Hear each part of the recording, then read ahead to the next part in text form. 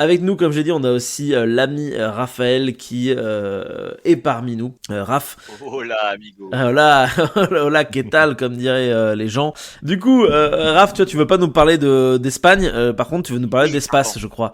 Donc, je vais te laisser la parole, comme Oui, ça, moi, ça me permettra de réfléchir à mon avenir en attendant. finement bien joué. Eh bien, écoutez, si Marc décide de réfléchir à son avenir, c'est bel et bien par une série qui commence par Star, mais qui ne finit pas par ce que vous pensez que je vais parler, puisque je vais vous parler d'une série de la fin des années 90 qui s'appelle Stargate, et Waouh. surtout aussi de Stargate SG-1. Oh. Alors, déjà la première chose, c'est que c'est une série hein, qui donc du coup relate plutôt de science-fiction, plutôt bien même, et qui est basée sur un rachat de droits de la part de studio de la MGM auprès un film qui lui datait de 3 ans plus tôt, à savoir 1994, et qui s'appelait Stargate, La Porte des Étoiles, film que vous connaissez tous, pardon, hein, de ce cher réalisateur, si cher au cœur de Oui. Marc, j'ai nommé Roland Ouais, je suis Emmerich. un grand fan de Roland Emmerich depuis toujours. J'adore tous ses films, surtout 10 000, un chef-d'œuvre du 7e art. Formidable. C'est du sarcasme. Et du coup, C'est du sarcasme, hein, c'est pas sûr, c'est vrai. T'as eu un doute l'espace Attends, d'un instant. cet échange 10 000, entier, cet échange entier était un sarcasme. Toujours est-il que Roland Emmerich a réussi à créer un univers qui sera la base de plusieurs personnes qui étaient mes héros quand j'étais plus jeune, puisque du coup, comme on l'a dit, hein, la Stargate SG1, la série a duré 10 saisons, autrement dit 10 ans, du 27 juillet 97 au 13 mars 2007. Alors, ce ne sera pas la seule série hein, qui sera faite sur cet imaginaire, ce monde particulier hein, qui est Stargate, puisque ensuite vous aurez la série Stargate Atlantis qui date de 2004, qui aura 5 saisons, et quand elle se terminera, une dernière série, celle de Stargate Universe, prendra place en 2009 jusqu'en 2011. À noter quand même deux choses importantes aussi, c'est qu'il y a deux séries qui sont peu connues par les personnes, à savoir qu'il y a eu un début de série animée, à peu près quand on a le milieu de Stargate SG1 en 2002, Ah ouais? on a réalisé une petite série animée qui s'appelle Stargate Infinity. Si vous avez Ok. envie de voir à quoi ça ressemble, vous verrez très rapidement, hein, si vous tapez Google Stargate Infinity, vous tomberez sur une série Stargate en dessin animé.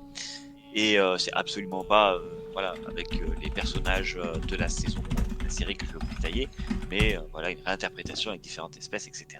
Et enfin, une petite web série que j'avais plutôt bien aimée, qui était sortie en 2018, donc il y a 6 ans, hein, qui s'appelle Stargate Origins, et qui retrace le début de Stargate, comme son nom l'indique. Mais petite série hein, de voilà, des webisodes de quelques voilà, une vingtaine de minutes, je crois, de souvenirs hein, sur chaque épisode. Je ne me rappelle plus beaucoup de comptes, mais je crois qu'il y en avait 5 ou 6, pas plus. Alors, nous, on va revenir sur Stargate SG1, la première série. Alors, c'est une série qui a été après rachetée par les droits de la MGM, confiée à des créateurs qui s'appellent Jonathan Glassner et Brad Wright, donc deux de mes grands héros qui vont rester pour un certain temps à la production. Brad Wright va y rester de la saison 1 jusqu'à la saison 10. Hein. Puis Jonathan Glassner va très rapidement partir. Hein. Lui, il va faire les 3 premières saisons. Et puis ensuite, de manière plus récurrente, on aura Robert C. Cooper, Joseph Malozzi, Paul Molly et Andy Mikita, voilà, cherchez le nom, qui sont aussi des scénaristes de différents épisodes. À noter que les acteurs aussi ont réalisé aussi des épisodes, ce qui je trouve tout à fait intéressant pour une série et pour le développement des personnages. Alors, le format de ces épisodes est simple, hein, il y a une vingtaine d'épisodes, même 22 par saison, à raison de 42 minutes, puisqu'auparavant c'était le format télévisuel, donc on en passait 2 ou 3 pour une soirée, et il faisait partie en France de la mythique série du samedi qu'on appelait la trilogie. Et oui, la trilogie du samedi, c'est vrai. Oui, Voilà, tellement qui de était assez souvenirs. célèbre, notamment la musique. Hein, voilà. D'ailleurs, musique au passage de Stargate SG1 par un fabuleux compositeur aussi que j'apprécie beaucoup, hein, qui s'appelle Joel Goldsmith. Il n'a pas finalement beaucoup de films ou de séries à son actif qui sont très connus, mais j'ai trouvé son travail sur Stargate fabuleux. Alors, l'histoire se base très simplement hein, sur le film Stargate. On reprend à la fin où les gentils ont gagné, ils ont réussi à exploser la tête du Goa'uld Ra en lui balançant une bombe atomique, hein, selon le film. pitch de Roland Emmerich. Tout à fait, en disant bonjour à Toutankhamon du con. Rappelons-le, cette ligne de dialogue extraordinaire. Tout à fait, mythique. Et, J'ai presque envie de mater le film du coup, juste pour écouter ça quoi. et sachez simplement que tous les acteurs vont être recastés, sauf deux qui vont être deux Abydosiens, deux extraterrestres humains en fait, hein, qui habitent la planète Abydos, à savoir l'acteur qui joue le rôle de Skara et celui qui joue le rôle du père de Charlie, donc Le Kassouf. Voilà, Kassouf, merci, Ok. j'avais perdu son nom. T'inquiète Et, pas, le du Wikipédia coup, m'a en fait- beaucoup aidé à le retrouver.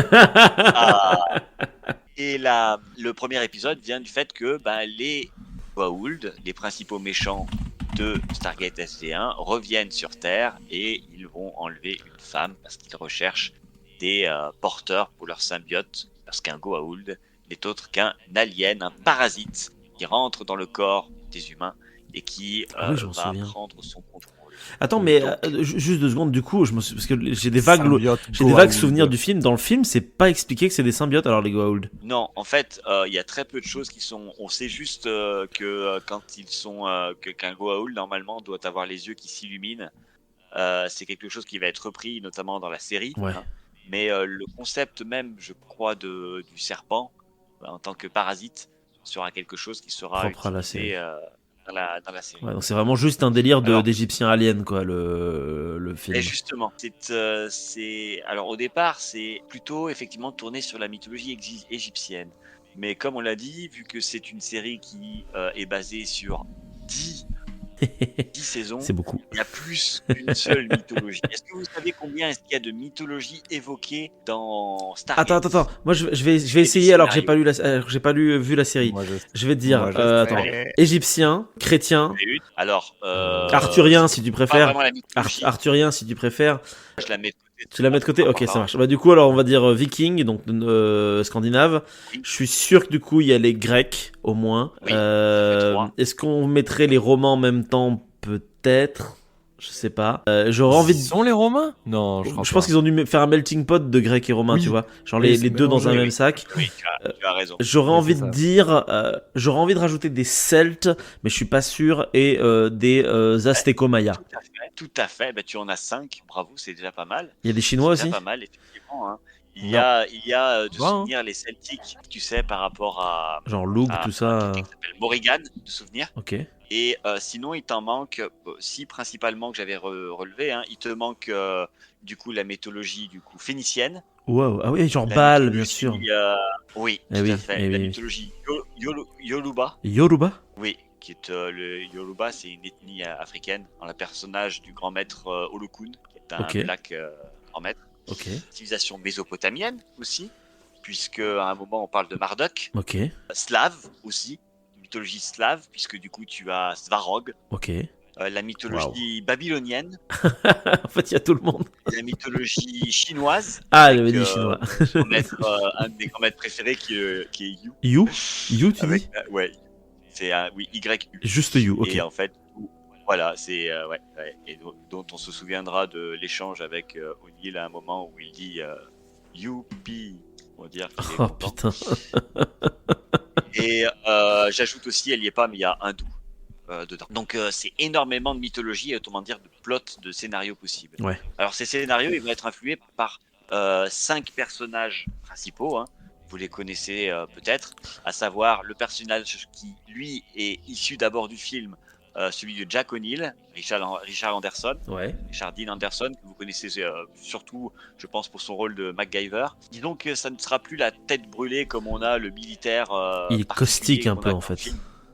Mais c'est un mélange. Les scénaristes de la série disent qu'en fait, il a été policé pour faire un mélange entre Indiana Jones et le personnage d'Harrison Ford, avec justement un peu à la Star Wars, un peu ce côté. Ah oui, Han Solo un peu. Ce côté nonchalant et avec l'humour de Richard Dean Anderson.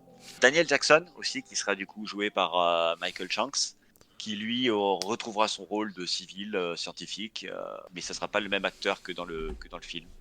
Et des nouveaux personnages vont apparaître dans la série qui n'étaient pas dans le film, à savoir capitaine Samantha Carter, qui est donc jouée par Amanda Tapping. Teal'c aussi, qui du coup est un Jaffa rebelle joué par Christopher Judge, qui pour les plus jeunes générations, je pense, le connaissent davantage pour son travail lié aux jeux vidéo. Comment il s'appelle ce jeu vidéo? Bute tous les dieux. C'est Oui, Kratos. Kratos, ouais, Kratos. mais Ouais, c'est. voilà. Oh Et God putain, of War, God of War. God of War. je crois. God Voilà. of War, c'est ça, c'est ça. difficile, hein. C'est ça. Voilà, c'était les 4 personnages principaux. Alors après, il y en aura des personnages secondaires qui sont récurrents, à savoir Corinne Nemec qui joue le rôle de Jonas Quinn, qui remplacera pendant un temps Michael Shanks lorsque Daniel Jackson disparaîtra de la série. Ok. Terrell Rothery qui va jouer le docteur Jeannette Frazier pour SG1 et le général Dance Davis, général Hammond, George Hammond du Texas, Ah oui. qui est joué le par général. le regretté Dance Ok. Davis. Et j'ai Voilà. une question, si je puis me permettre. Pourquoi est-ce que les acteurs du film ne sont pas revenus dans la série? Est-ce que c'était une volonté de la part des showrunners de pas reprendre les mêmes, ou est-ce que c'est eux qui n'ont pas voulu reprendre leur rôle? Alors, très bonne question. C'est tout à fait possible qu'ils aient voulu réaliser autre chose. Mais comme il y a 2 personnages qui sont revenus sur la dizaine qui finalement sont des personnages principaux lors du film, j'aurais tendance à dire quand même il y a eu un choix, il y a eu des gens qui ont été castés. Mais je sais pas parce que c'est les deux membres des Abydosiens, autrement dit des peuplades et pas parmi les héros principaux, tu vois. Donc Ouais. je sais pas vraiment me situer par rapport à ça. Ok, ça marche. Alors après, il y aura d'autres personnages pour les autres séries, hein, notamment les personnages de Stargate Atlantis, qui eux reviennent assez souvent dans aussi Stargate SG1. David Hewlett qui joue le rôle du docteur Rodney McKay, pardon. Il va y avoir aussi Tori Ginson qui joue le docteur Elizabeth Ware, bien que le personnage est dans Stargate SG1 mais a été recasté pour Stargate Atlantis. Ok. Joe Flanagan aussi dans le rôle de Shepard, du colonel John Shepard, où vous allez avoir d'autres personnages, notamment des plus récurrents comme Radek, Zelenka, professeur Zelenka joué par David Niken. Ça, c'est pour les personnages en particulier. Hein. On va suivre en grande majorité des personnages, certains comme Samantha Carter et Teal'c vont jouer un rôle principal durant les 10 saisons. D'autres auront un rôle principal, puis récurrent ou récurrent entre-temps, comme c'est le cas de Richard Dean Anderson avec Jack O'Neill et de Michael Chance pour Daniel Jackson. Et d'autres vont succéder à des acteurs qui vont partir. Par exemple, on va changer de général. Lorsque Dance Davis arrête la série, il sera remplacé par Richard Dean Anderson et ensuite par Bob Bridge qui va jouer le général Ok. Landry dans les 2 dernières saisons. Avec ses incroyables sourcils fournis. C'est un très bon acteur, Bob Bridge. Bon, il est notamment récurrent dans plein de films américains. Pas forcément des films de science-fiction, hein, ça peut être des films, des comédies romantiques, etc. Ce que j'ai bien aimé dans Stargate, parce que du coup je vais pas tout spoiler, loin de là, hein, c'est que du coup il y a À une 10 saisons, tu serais pluralité quand même. des Tu explorations. t'enchères un peu. Hein. Ah bah là c'est compliqué, mais surtout qu'on parle de plein d'espèces différentes, je vais vous en citer quelques-unes, hein, et donc certaines sont bien détaillées, d'autres sont simplement mentionnées. Alors parmi celles qui sont les plus détaillées, bien entendu, il y a les Goa'uld qui sont eux les antagonistes principaux durant les premières saisons, hein, jusqu'à la 6-7e saison, et puis après même si certains vont résister pendant des années, enfin dans les saisons, on les perdra au fur et à mesure, ils vont laisser place à d'autres intrigues. Il y a les Asgard, qui sont effectivement des créatures basées sur l'imaginaire de Roswell. C'est intéressant de voir ça, c'est dire que potentiellement l'alien de Roswell c'était un Asgard dans le monde de Stargate. Les Nox aussi, hein, une peuplade qu'on connaît très peu de choses finalement, quelques épisodes sur eux sont consacrés. Les Anciens, bien entendu, hein, aussi appelés ancêtres ou l'Antien, sont des personnes qui donc du coup ont un peuple qui a disparu, mais qui est en fait la trame principale de Stargate SG1, et c'est surtout aussi parfois le ta gueule c'est magique de Stargate. Si tu ne sais pas, c'est les Anciens. Les Furlings aussi, une espèce qu'on entend très peu de choses. Après il y en a d'autres, hein, les Tok'ra, les Réplicateurs, les Ori, les Unas, les Tolam, Les Vrace. les Jaffa, l'Alliance Luxienne. les Wraiths aussi dans Stargate Atlantis, les Jedi aussi. Les Jedi. Donc il y a plein d'espèces qui sont très intéressantes et qui parfois vont apparaître et même disparaître dans certains épisodes. Alors, si on veut continuer un petit peu, où est-ce que se passe la série? En tout cas, Stargate SG1, elle se passe à un endroit, une base. C'est la base de Cheyenne Mountain, dans le Colorado. Mhm. Et à côté d'une ville qui s'appelle Colorado Springs, et qui est une base militaire des États-Unis, qui avait accepté que les équipes de tournage prennent des plans extérieurs, notamment de la base en question, et de manière récurrente, de toute façon, l'armée de l'air américaine fera partie des films Stargate. Ouais, ils ont été Parfois, sponsors presque en fait par l'armée d'une certaine manière à certains moments, non? Je crois que oui d'ailleurs. c'est-à-dire qu'ils ont aussi été ils ont été aussi Consultants aussi, c'est-à-dire ouais. qu'ils ont reçu tous les scénarios, et certains membres, même des acteurs utilisés qui jouent le rôle d'état-major, font partie de l'état-major américain. Ouais. Et du coup, l'histoire finalement de Stargate, c'est comment est-ce que la Terre peut se préparer, se défendre face à des attaques extérieures, et comment est-ce qu'elle va pouvoir acquérir des technologies, tisser des alliances entre différentes races dans le but finalement d'élever la population humaine à un peu plus que simplement sa vision terrestre au sens planétaire du terme. Ouais.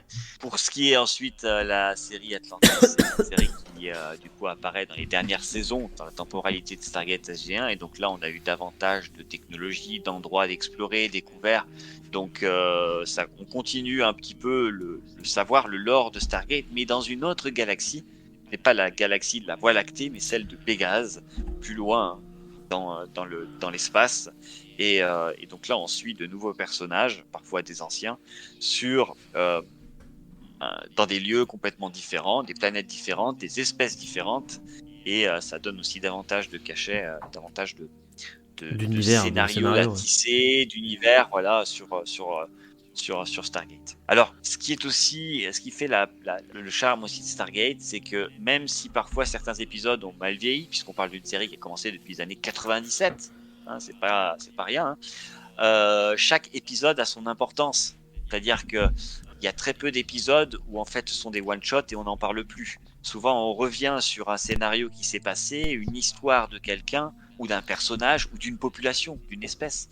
Et c'est ce qui rend aussi l'attrait pour des personnes qui n'ont pas forcément envie de se regarder 10 saisons aujourd'hui d'une série qui date maintenant de près de 25 ans. C'est bientôt 30 ans. 25 ans.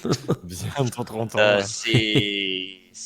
C'est aussi intéressant parce que ça crée quand même du lien, et je trouve quand même que c'est très très sympa. Après, ça peut se laisser regarder si on explique, si on relit, tu sais, les scénarios. Oui. Bon, mais je trouve que pour le développement des personnages, c'est quelque chose qui est très sympathique. Je me suis dit que plutôt de vous expliquer en fait à chaque fois les saisons, etc. D'autant plus que j'ai bon espoir qu'on puisse y jeter un coup d'œil si ce n'est deux avec Marc. On a bientôt fini Atlantis déjà. On termine bientôt. Ah, c'est vrai ? Il nous reste 6 ou 7 épisodes. Tout à fait. Ok. Et on aura terminé. Je me suis dit, je me suis replongé un peu dans les épisodes, puisque il y en a quand même beaucoup. Quand on pense ne serait-ce qu'à Stargate, pardon. Stargate, vous avez 10 saisons, donc on a plus de 200 épisodes qui ont été réalisés. Et je me suis dit, parmi Stargate SG1 et Stargate Atlantis, je ne parlerai pas de Stargate Universe parce que je ne l'ai pas regardé. C'est bizarre, je suis fan, mais pourtant je ne l'ai pas regardé, mais j'en ressens pas forcément le besoin. Peut-être qu'un jour je le regarderai, mais ça ne m'a jamais attiré. Ouais. Donc de ces deux séries, je me suis dit ça serait bien d'essayer de se rappeler, parfois même de regarder les épisodes, puisque certains encore sont diffusés sur la télévision. Et j'avais pour habitude quand j'étais enfant de les regarder avec mon frère, donc du coup ça donne davantage aussi de souvenirs, de nostalgie sur certains plans. Et je me suis dit, est-ce que ce serait pas bien de faire, vous savez, 4 catégories d'épisodes. En fait, j'ai fait des classements de mes meilleurs épisodes, des épisodes que je trouve être super, des épisodes que je trouve être moins bien, pas bons du tout. Ok. Des épisodes que je trouve tristes, Ok. en fait, très très émotifs, et des épisodes qui sont à mourir de rire. Alors je sais pas si vous voulez commencer par une catégorie ou une autre. On peut commencer déjà par tes par tes préférés, je pense. Ouais. C'est quoi Ouais. ton préféré? Ouais. Écoute, j'en ai placé 4. Ok. Certains sont doubles, des épisodes. Hein. Mon premier, on va dire dans mon top 4, le quatrième que j'ai beaucoup aimé, c'était celui qui s'appelle La Fontaine de Jouvence, Ok. où ils vont aller chercher la Fontaine de Jouvence en Amazonie et ils se font capturer par ce qu'on appellerait presque des soldats FARC. Hein. Et en fait,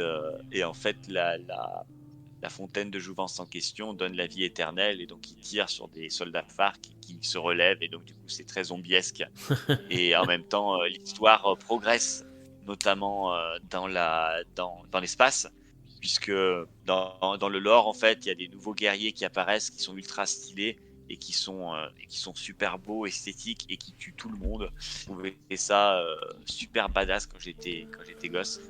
Je me disais mais c'est génial alors que ces êtres en question en fait, c'est des zombies aussi donc il y a tout un côté un peu Ok. zombiesque qui est très intéressant. Ok. Alors pour mon top 3 je dirais l'épisode 20 de la saison 9 qui s'appelle La Première Vague en français et Camelot en anglais, Ok. qui consiste à savoir si pendant 42 minutes que dure l'épisode, les espèces qui se sont alliées de la Voie lactée vont réussir à endiguer la menace Ori, nouvelle menace des 2 dernières saisons de Stargate. Et donc cet épisode se termine sur un cliffhanger puisque c'est le dernier épisode de la saison. Alors mon top 2 ensuite, c'est le 18e épisode de la saison 8. Ce 18e épisode, c'est Pour la vie, qui est un épisode où en fait Daniel qui lui n'est pas conscient de ce qu'il fait et en fait se retrouve dans une sorte de diner. Tu sais les diners américains là. Et oui, ouais. Un peu aussi avec les canapés, etc. Et il interagit avec une serveuse et avec un type un peu enrobé dont on connaît pas qui est cette personne. Et en fait, ces trois personnages sont les 3 personnages finalement les plus importants de Stargate SG1 dans leur implication.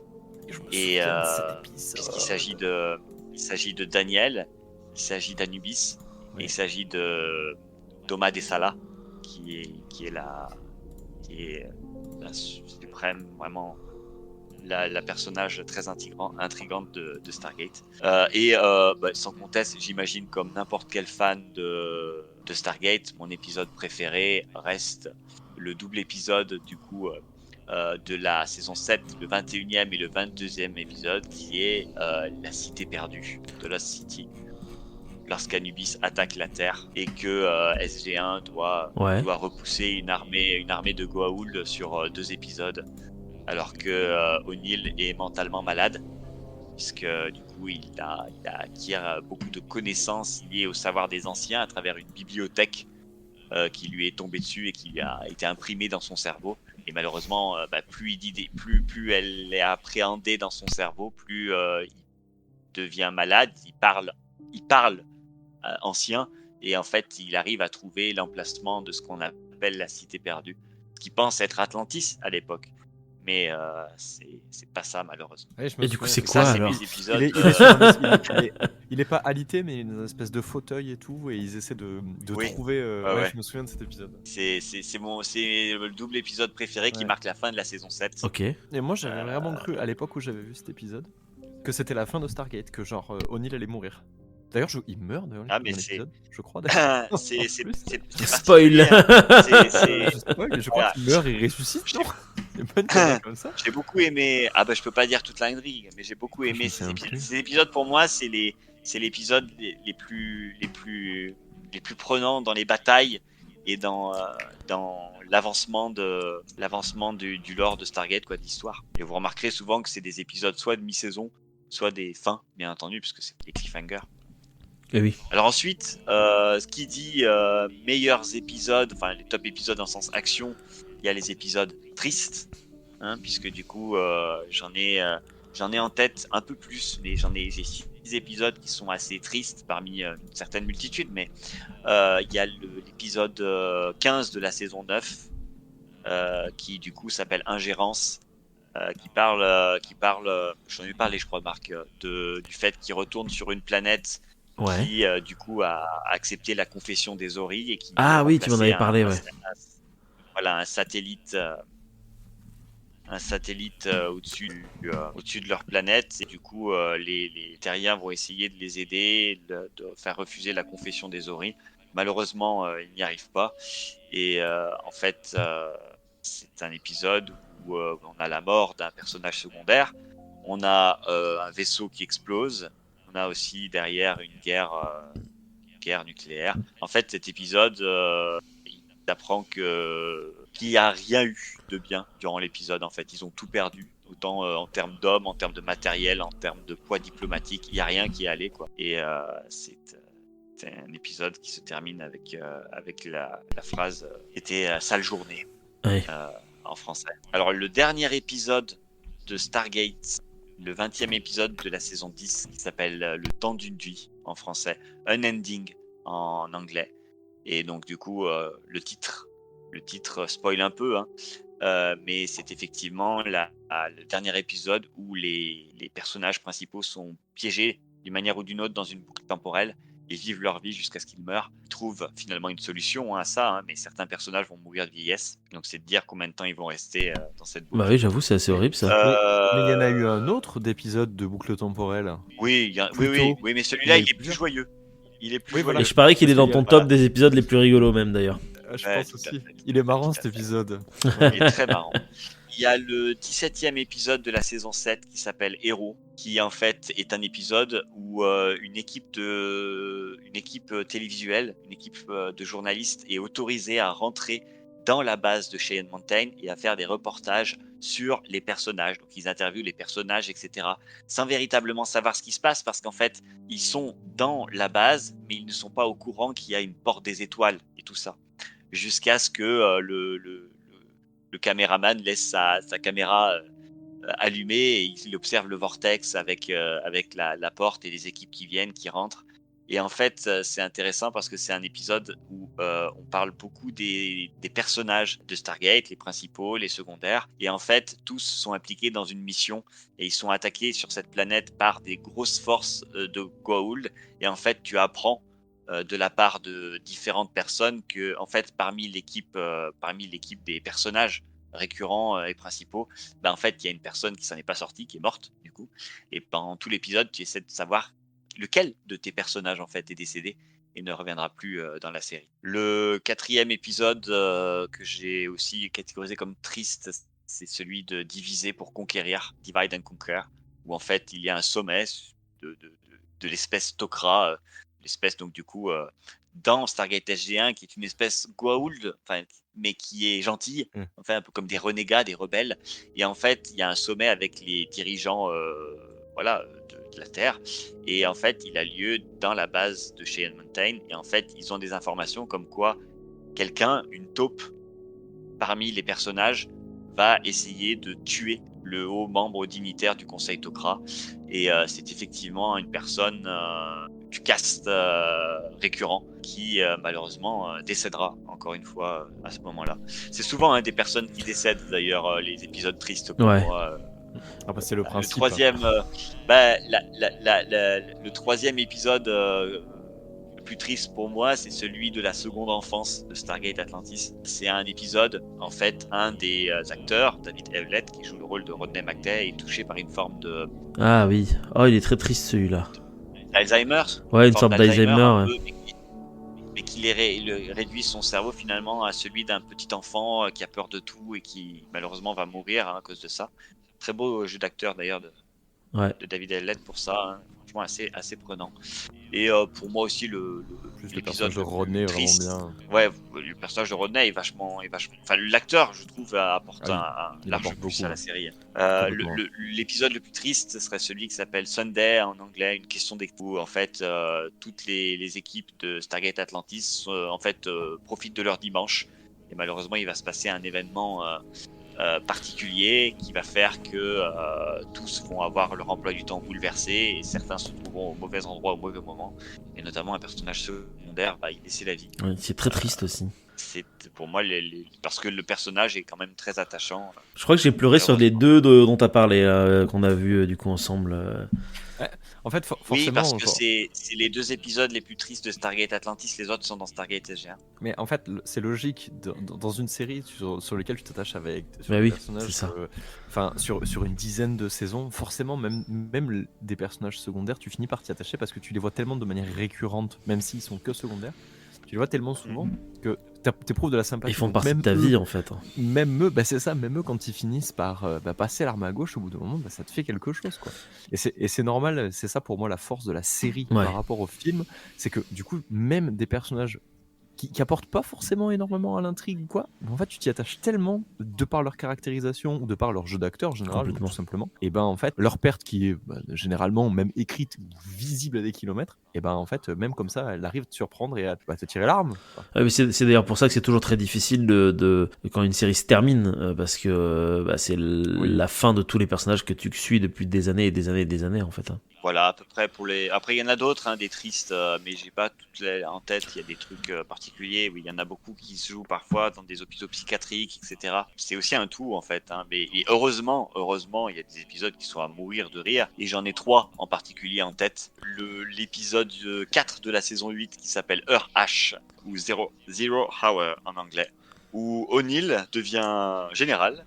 Épisode-là, et en fait il est absolument pas taillé pour ça. Enfin, il a l'impression d'être un peu un imposteur, il sait pas trop quoi faire, et il se passe énormément de choses qui vont de l'acte gravissime à la connerie la plus débile, notamment parce que en fait il doit se préparer la base à la visite du président des États-Unis, et malheureusement ça ne va pas se passer comme prévu. Par exemple, une équipe va ramener une plante qui adore la lumière, et au fur et à mesure des heures, puisque c'est un décompte de 72 heures à heure H, on va avoir de manière récurrente cette plante qui au départ est dans un laboratoire, puis ensuite les racines vont jusque dans le couloir, puis ensuite dans les différents niveaux, et sera éradiquée à la fin au lance-flamme durant l'épisode, alors que lui il passe dans les couloirs parce que véritablement il en a presque plus rien à foutre finalement, puisque l'équipe elle est kidnappée par un grand maître qui s'appelle Baal, et en même temps en fait il a pas beaucoup de nouvelles, il doit se préparer. D'ailleurs même des fois il marche dans le couloir, il a plus de lumière parce que la plante a bouffé toute l'énergie, et donc du coup j'ai trouvé cet épisode assez marrant, parce que t'as vraiment l'impression que le costume est fait le costume de général est fait pour pas grand, enfin est pas fait pour lui quoi. Ouais. Donc c'est voilà, c'est le petit épisode assez marrant pour ça. Un autre épisode qui est dans du coup le 12e épisode de la saison 5, qui s'appelle Wormhole Extreme, parce que tu te rappelles Mika. Attends, Moi, refais-moi le pitch. C'est pas la première fois que j'entends Wormhole parler en Extreme. tout cas. T'es rien? Et pitch-le-moi vite fait. Alors, Wormhole Extreme, c'est un épisode où tu as un scénariste qui s'appelle Martin Lloyd. Ah voilà, c'est Et celui-là. il est scénariste pour un studio de télévision. Et du coup, il décide de créer un scénario, une série qui s'appelle Wormhole Extreme, qui, en fait, le scénario en question, en fait, c'est la vie des membres de l'équipe de SG1. C'est un épisode mis en abîme, en fait, c'est ça? Oui, alors que du coup, tu vois les personnages, t'as juste que, en fait, Teal'c, c'est un black avec un peu plus de fond de teint. Enfin, il y a des trucs comme ça. Carter, c'est une brune qui, du coup, elle est en mode bombasse scientifique, alors qu'O'Neill, c'est vraiment la brute, mais en fait presque le O'Neill de Roland Emmerich. Oui, c'est ça, ouais, en fait. Et, presque. Ah oui. et du coup, avec des effets scénaristiques de merde. Enfin, beaucoup L'épisode aimé ouais, le personnage de Martin Lloyd, de Willie Garson. C'était un très bon acteur aussi. J'aimais bien. Et alors après, l'épisode magnifique de Stargate, c'est l'épisode 6 de la saison 4, qui s'appelle Une histoire sans fin. Mais bien sûr. A Wind of Opportunity. Qui est simple, Teal'c et O'Neill, ils sont de manière complètement accidentelle coincés dans une boucle temporelle, et ils reviennent constamment. Ils revivent constamment les mêmes 10 heures en fait, encore et toujours. Et je crois qu'il y a une quinzaine de boucles temporelles dans l'épisode, qui est tourné de plus en plus ridicule. Dedans, tu vas avoir des références aux Simpsons, tu vas avoir des références à McDonald's, tu vas avoir des références à Monty Python. Il y a énormément de références à l'intérieur, et puis vraiment de. Mais en fait, Bah, ils font aussi ils font aussi ce que les fans attendent. C'est-à-dire que tu sais, genre ce fameux truc où forcément il y a cette espèce de tension un peu sexuelle, un peu amicale entre Carter et O'Neill. Bah forcément, du coup, l'épisode, vu qu'il n'y a aucun enjeu, entre guillemets, bah, ils en profitent quoi. Genre, ils font des trucs que tous les fans attendaient, tu vois. Sauf que tu sais qu'à la fin, c'est fini, il se passera plus rien. Mais c'est trop drôle, il y a plein de trucs où tu te dis ah, et en même temps, tu fais ah, ah. C'est aussi un épisode particulier parce que quand tu penses dans le fonctionnement que réalise un épisode de Stargate, un épisode, il va avoir énormément de rebondissements. Tu vois, Oui. il y a des problèmes. Ces problèmes, il faut les résoudre. T'as résolu un problème, t'as un autre problème. T'as pas résolu le problème, t'en as quand même un second, etc. Et dans la logique de Stargate, les deux principales personnes qui normalement font avancer de manière significative les scénarios dans le bon sens, c'est Carter, scientifique, et Jackson, Jackson, archéologue. Et là, Ouais. le fait que ce soit Teal'c et O'Neill qui soient bloqués dans une boucle temporelle et que ce soit à eux de résoudre les énigmes, faut Oui. que tu as des scènes cocasses où tu vas avoir O'Neill qui va apprendre le latin et qui va même corriger des fautes de la part de Jackson sur son tableau. Ils s'apprennent à jongler, etc. Alors au départ, l'épisode était relativement court. Et en fait, l'épisode était... il manquait des scènes.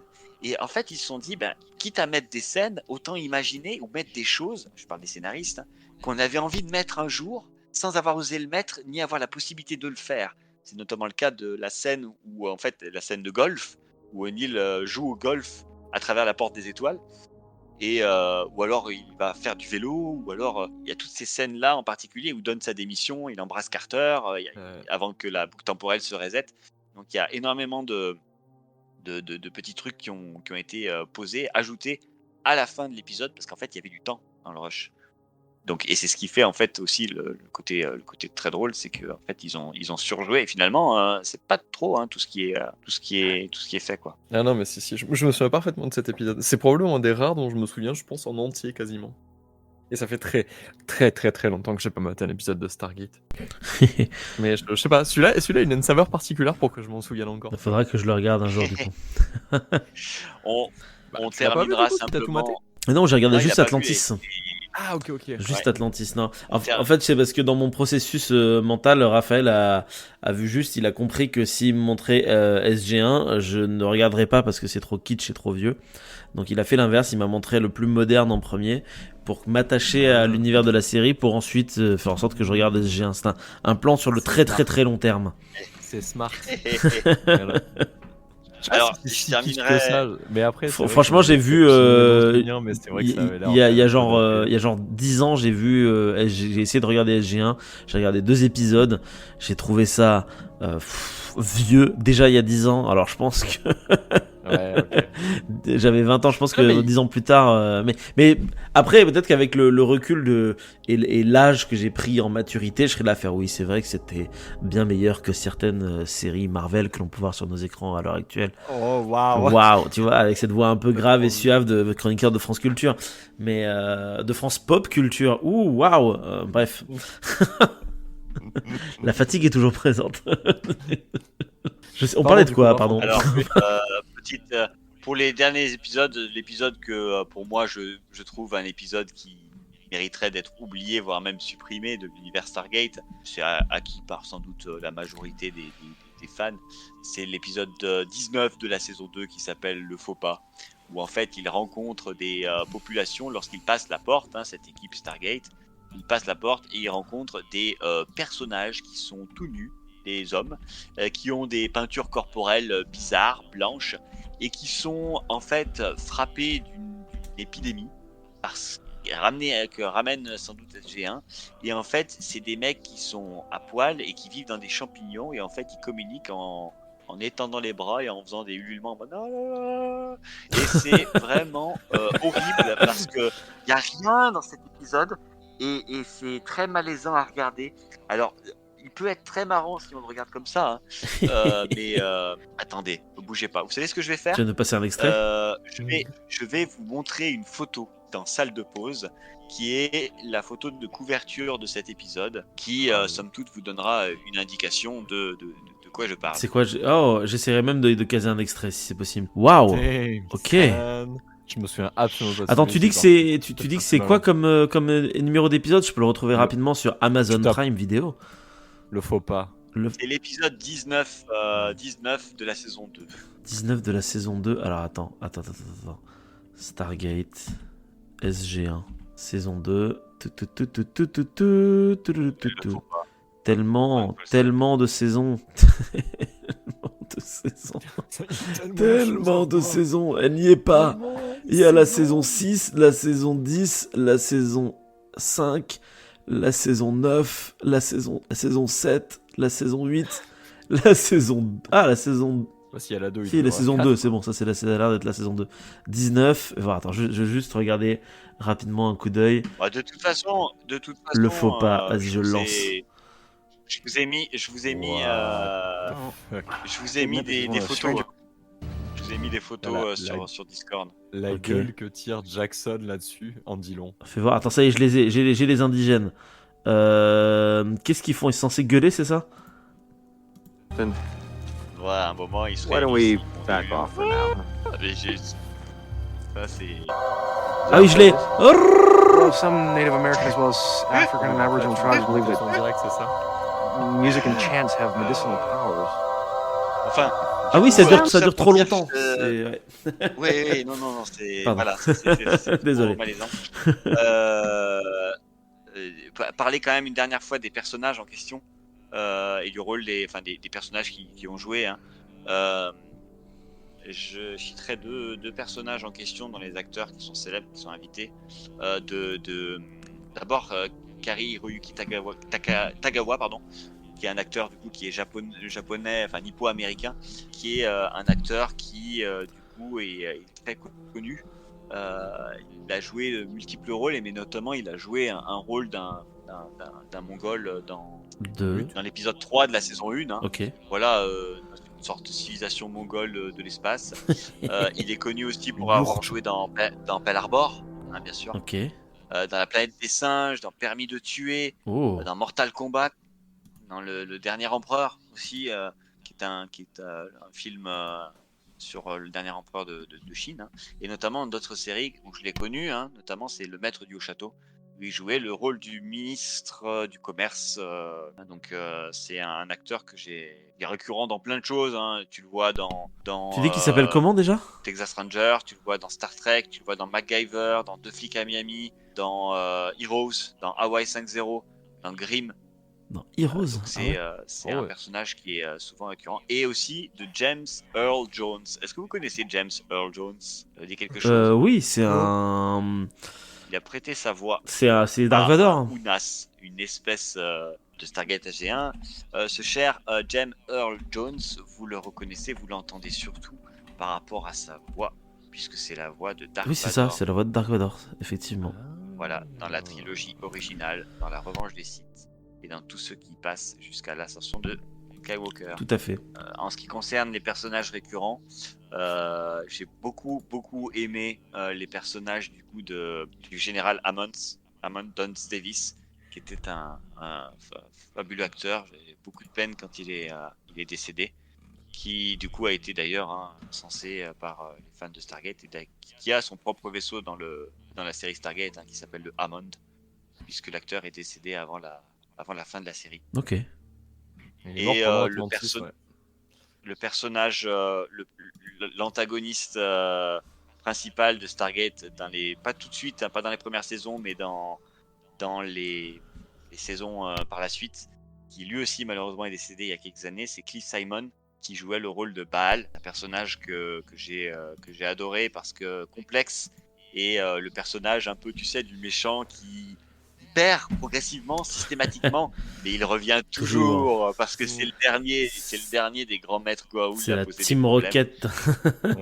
Et notamment parce que dans la série, il a mis la main sur une technique de clonage. Autrement dit, il y a des centaines de balles, et certains épisodes sont très marrants justement. Il a une bonne gueule lui en plus, de mémoire. Il était un peu BG. Oui.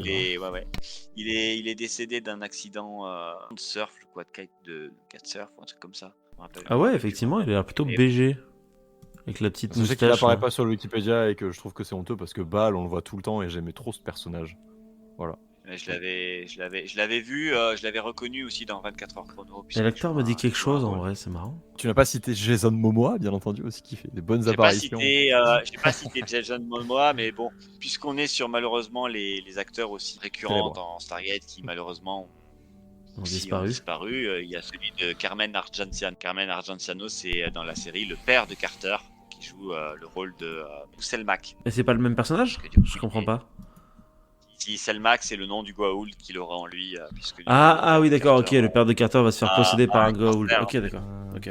en fait, il y a un épisode où il a un cancer, il va mourir. Ah ouais, je m'en souviens. Et la Tok'ra, le Et du coup, principal la Tok'ra, allié, eux, ouais. ils ont un porteur qui va mourir, mais ils aimeraient bien sauver le Goa'uld qu'il y a dedans.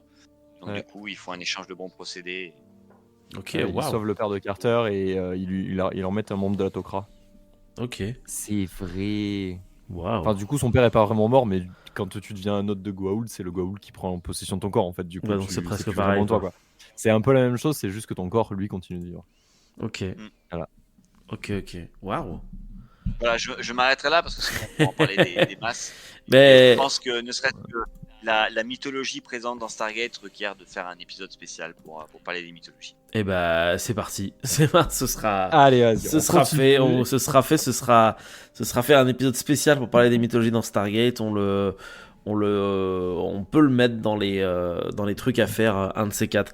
Je tiens à dire en passant aux auditeurs que si écouter Raphaël parler de Stargate leur a plu, il existe un autre épisode, c'est un De Rien et de Tout, où Raphaël est avec Maxime, ils sont en roue libre pendant 1h30 sur Stargate exclusivement. Oh, Donc c'est vrai. Ah oui, n'hésitez oh, pas mince. à aller l'écouter. Voilà, si vous êtes fan de Stargate également. Je sais pas si t'as fini, Raph, parce que moi je fais de la Oui, pub de oui, temps oui, en j'ai temps, mais voilà, j'ai on peut. N'hésitez pas à mettre un pouce bleu. Voilà ça, abonnez-vous, mettez la cloche, tout ça. On est d'accord là-dessus. Il me semble, Raph, que tu nous as un peu conseillé de regarder Stargate ce soir, j'ai l'impression. Pour tous les fans de science-fiction, c'est une série qui est très intéressante, je trouve. Ouais. Qui a exploré, comme beaucoup de séries de science-fiction, multitude de choses, paradoxes temporels, des épisodes qui vont aussi notamment parler du futur, du passé. Ils vont dans le futur, ils vont dans le passé. Il y a plein de choses comme ça qui, en fait, qui sont des comment on appelle, des poussifs, c'est ça? Ouais, des poncifs. de, Des poncifs de SF. Pardon. Poncifs de SF. Mais parfois un peu poussif. Oui, c'est vrai. Si je devrais qualifier ça, c'est une série science-fiction dont la seconde chose serait presque l'humour. Ouais. Parce que c'est aussi ce qui qualifie parfois des personnages. Il y a Beaucoup de des soubresauts des humoristiques. punchlines. Ouais, c'est ça, c'est sont très. Et en même temps, ça va parfois dans la profondeur, mais c'est plutôt rare d'avoir. C'est très des d'époque épisodes en fait comme ça. aussi. Ça va de pair avec une certaine époque, je pense, des années 90, à mon avis. Mais du coup, merci de ton conseil sériel télévisé, Raph. Et si ce petit instant passé en notre compagnie vous a plu et que vous avez envie d'en passer d'autres avec nous, eh bien n'hésitez pas à vous abonner, mettre un petit pouce bleu, partager la vidéo ou encore nous suivre sur les réseaux sociaux. Sachez que vous pouvez aussi écouter cet épisode dans son entièreté et pour cela, vous n'avez qu'à vous rendre dans la description de la vidéo. Je vous dis à très bientôt pour à nouveau écouter un petit peu de tout et surtout un petit peu de rien.